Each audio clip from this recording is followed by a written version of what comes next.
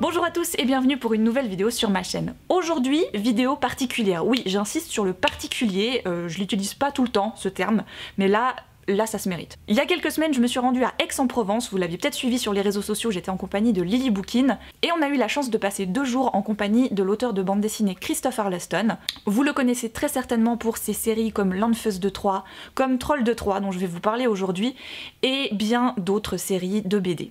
À l'occasion des 20 ans de la série et en plus de la sortie du 23e tome, on m'a proposé de réaliser une interview de Christophe Arleston, donc qui est le scénariste, accompagné de Jean-Louis Mourier qui est le dessinateur de la fameuse série. Bon, le contraste des images va être saisissant, me voici en plein mois d'octobre avec ma tasse de thé parce qu'il fait moins 8000 dehors, moi j'apprécie. Les images d'après seront un petit peu plus estivales. Allez, santé. Donc nous Christophe Arleston. Voilà, Christophe Arleston. Et Jean-Louis Mourier. J'avais une première question pour Arleston. Pourquoi Arleston? Bonne question. Pourquoi le choix de ce nom-là? Je n'en sais rien. Ça remonte à une soirée quand j'avais 18 ans et que je commençais à travailler sur les premières radios indépendantes privées françaises. J'avais l'habitude de prendre plusieurs pseudonymes pour plusieurs émissions. Un soir était sorti Scotch Arleston, et je ne sais pas pourquoi. La veille, c'était John W. du Glandin, donc j'aurais pu commencer une carrière là-dessus. Heureusement, ça s'est pas fait comme ça. Ça aurait été peut-être plus compliqué. Et après, j'ai travaillé j'ai fait une école de journaliste, j'ai travaillé à France Inter comme journaliste et à la production pour une émission qui passait l'après-midi où j'écrivais des dramatiques radiophoniques. Et le producteur de cette émission avait horreur de la bande dessinée.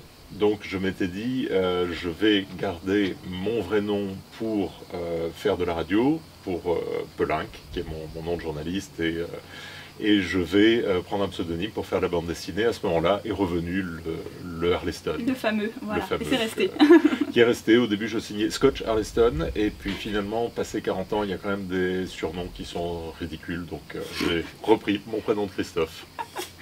Et donc Jean-Louis Mourier, par contre, ça... Bah, pas de pseudo. Pas de pseudo, non, mais... c'est voulu, ça va rester comme ouais, ça. Ouais.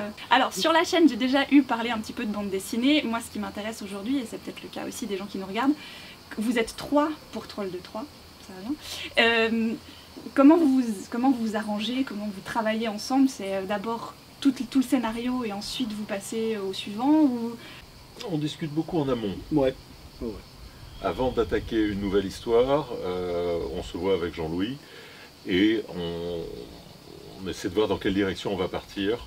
On note des tas d'idées de gags, des tas de conneries, sans forcément avoir encore de structure. Donc là, c'est vraiment... On trouve un thème de toute façon à l'origine. Voilà. Donc, une direction générale.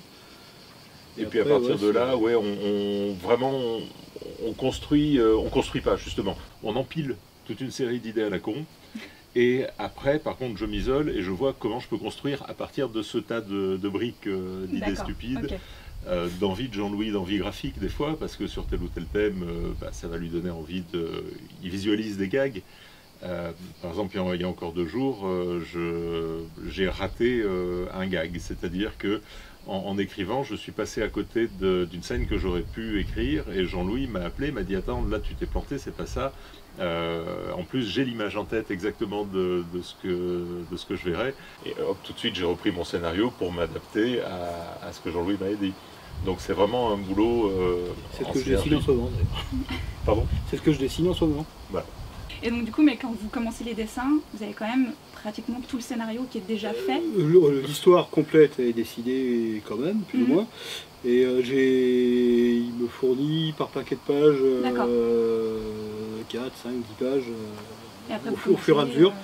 Ça lui permet aussi de rebondir de temps en temps s'il y a sur le dessin, s'il y a des personnages intéressants, un décor intéressant, des fois ça lui donne des idées. Puis de toute façon ça change tout le temps, on discute.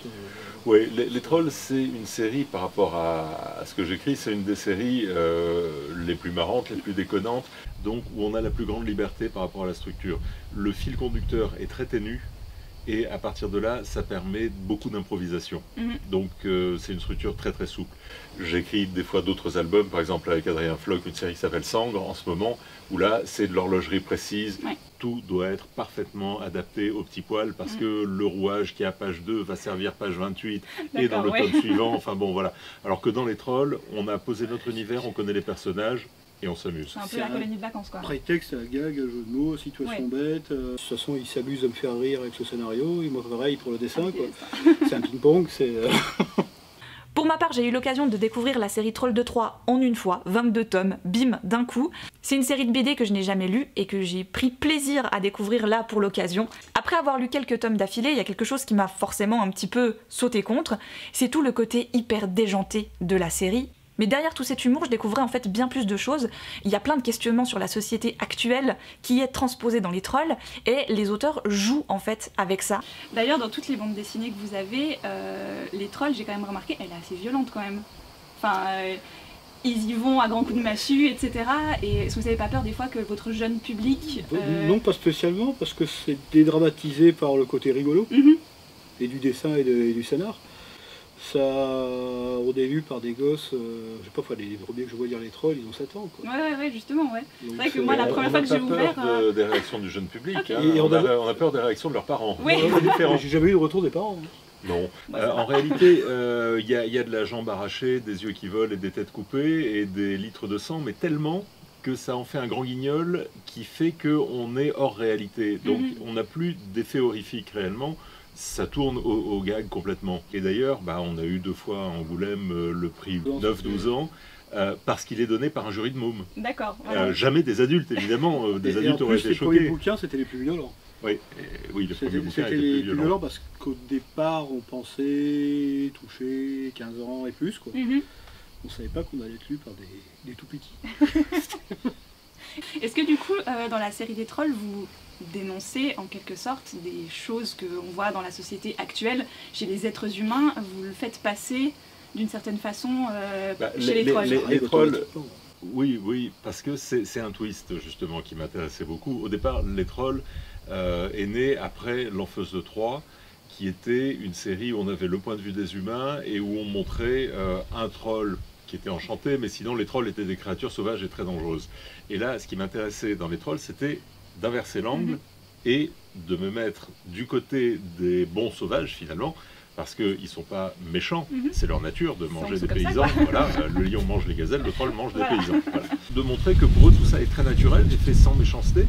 C'est une manière d'avoir une vision, alors que par contre les hommes sont retors. Les hommes sont calculateurs et ont des actions néfastes pour leur environnement, et ça, c'est vrai que c'est quelque chose qu'on montre automatiquement, parce que à la fois c'est la réalité de notre monde, à la fois c'est des trames narratives intéressantes, et puis je reste persuadé que quand même je veux pas faire de la BD engagée, enfin je veux pas revendiquer tout ce côté-là, mais ce que je revendique, c'est éduquer les mômes.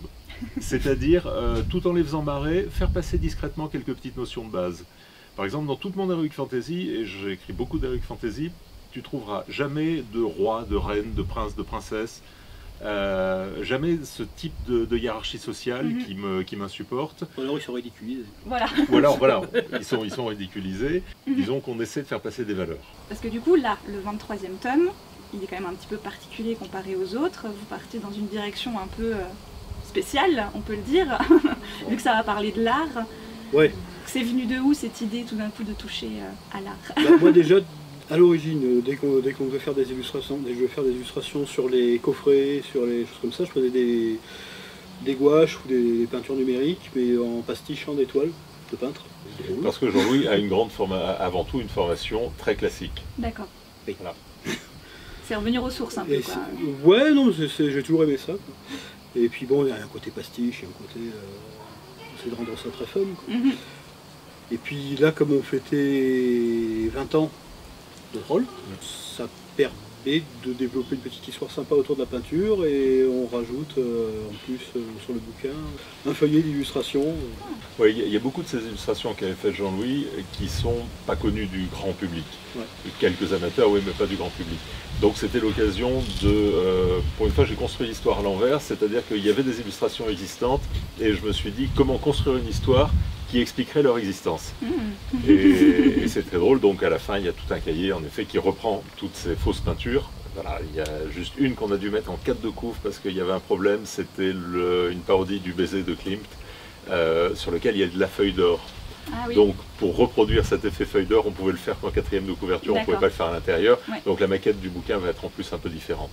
Si vous avez envie de rire, de vous détendre ou de dédramatiser un petit peu certaines choses autour de vous, Trolls de Troie fera pour moi partie de ces séries vers lesquelles je continuerai de me tourner quand j'ai besoin de lâcher un peu du lest, rire un bon coup et ne pas me prendre la tête. Je vais terminer cette vidéo par un truc un peu cliché, mais 20 ans de trolls et ils ont pas pris une ride. Pas un poil blanc sur ces toisons de trolls.